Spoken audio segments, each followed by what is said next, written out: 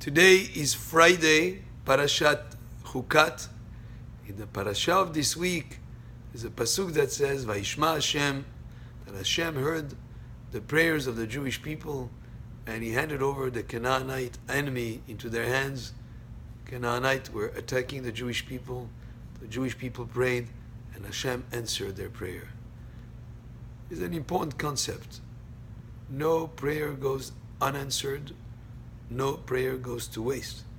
So you could ask the question, there are times when people pray for specifics and they're not answered.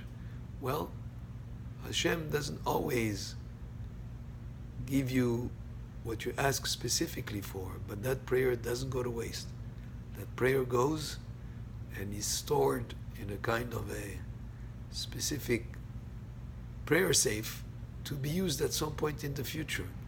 Sometimes a person prays for good health for Avraham ben Sarah, and he's not answered. But sometime into the future, there is an Avraham ben Sarah that needs that exact type of prayer, and Hashem uses that prayer to heal that person. Hashem has His own ways of running the world, and we cannot understand every aspect. But one thing our sages tell us is no prayer goes to waste, no prayer goes unanswered. One example that is brought by our sages is the 515 prayers that Moshe Rabbeinu prayed to Hashem in order to enter the land of Israel. He wanted so much to go into Israel to be able to fulfill certain mitzvot that are applicable only in Eretz Israel. And after 515 prayers, Hashem told him, enough. You're not going into Eretz Israel.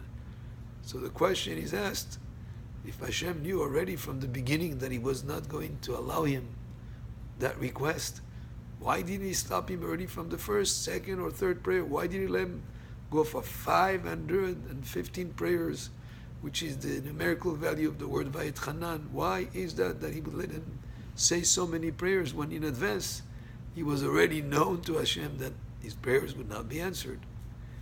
Well, our sages explained that each one of those 515 prayers were prayers that helped the Jewish people in different times in history. And maybe up to today, we're still benefiting from some of those 515 prayers that Moshe Rabbeinu prayed, because no prayer goes to waste, no prayer goes unanswered. Maybe not at that moment, maybe generations later. There are so many stories of previous generations where one went off the path of observance, and when his parents were very, very observant and very committed Jews, shed tears in prayer for their children or for their son or daughter to come back to the right path. And it did not work. But guess what? The grandson or the great-grandson benefits from the prayer of that father.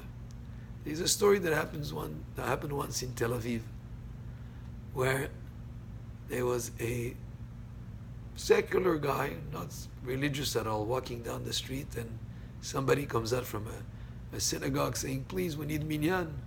We need a 10th person to come and complete minyan. Can you please join us? And that person says, no, I'm sorry, I'm busy. I don't have time right now. I don't know what you're talking about. I'm not religious. The person insists and finally succeeds in convincing him to come into the synagogue.